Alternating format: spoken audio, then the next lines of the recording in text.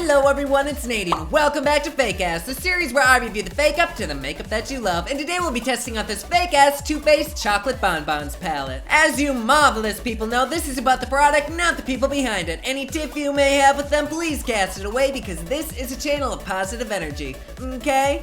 Thank you. I got this from AliExpress for about $8. Took like 3 weeks to get to me. Not too bad coming from China. Anyways, this fake palette is so heavy like the real one. I was just at Sephora swatching the real one, and packaging wise, I can already tell that this is the shit. It looks and feels exactly like the real one. Of course, I cannot recommend fake because we really don't know what's in it, but we can at least check this out for shits. Like I said before, this palette is gorgeous and legit looking. The word chocolate is shiny and raised just like the real one, and the background is matte. They even have the latch design with hearts in the background. Very fancy. The back is the same as the real, however, the photo of the pigments themselves is a bit pixelated. That kind of gives this fake away.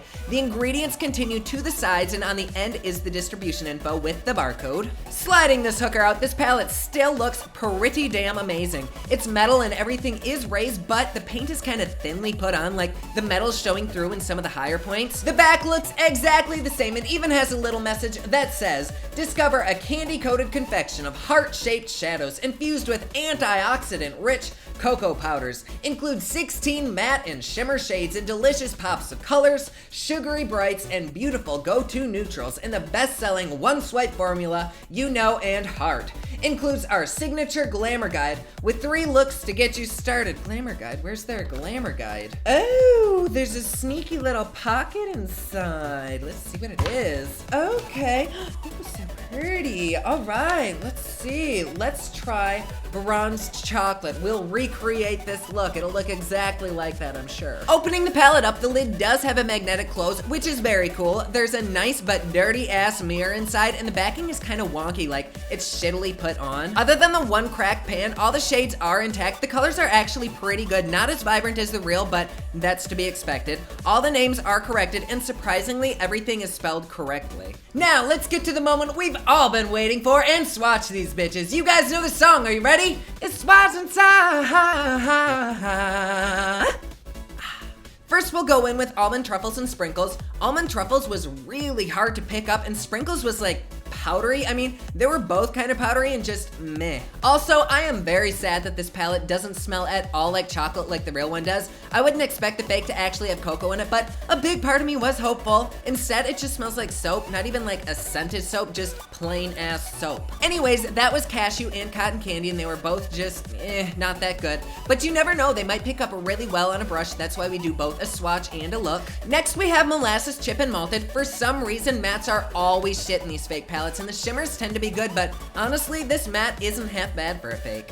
Now we're on to Cafe au lait and Bordeaux. These were really hard to pick up, like you have to dig into the pan.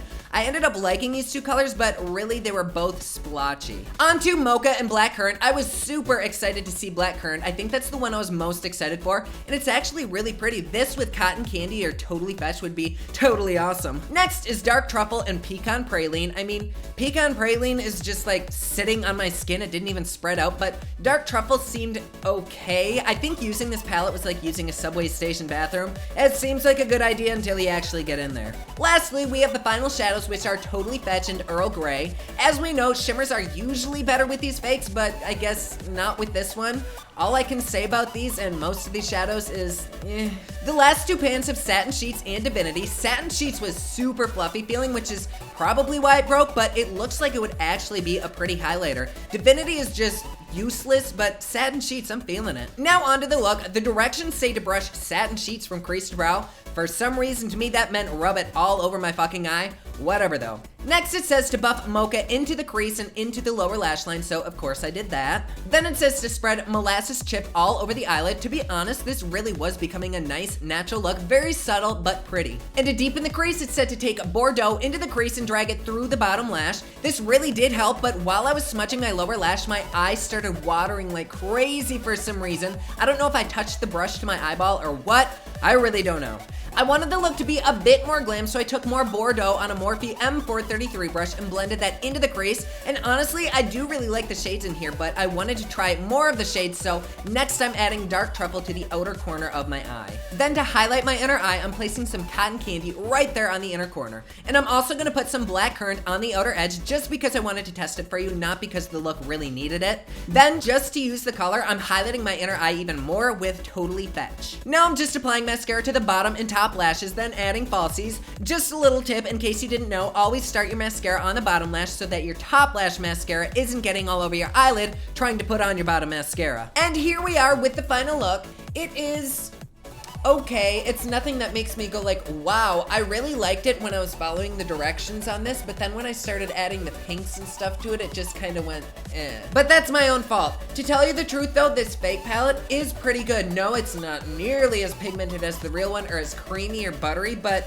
it is pigmented and it did do a really pretty look before I started adding all this stupid shit onto it. Like I've said before, I really cannot recommend the fake because we don't know what's in it. While I was applying this, my eyes were getting watery and they're still a bit teared up. I don't know if that's because of the palette or because of my brushes or what. But do what you want, baby. I am just here for your entertainment. And there you go. Don't forget my newest single, Underwater, is available everywhere online that music is sold. Thank you so much to everyone who's been supporting it. Comment down below. Let me know what you thought of this video and what you'd like to see on future Fake Ass episodes. Don't forget to like and subscribe. You can follow me on Snapchat, Instagram, and Twitter at officialNADI, and you can follow me online at thepopluxe.com. Thank you so much for watching. I love you all, and I will see you again soon. Bye.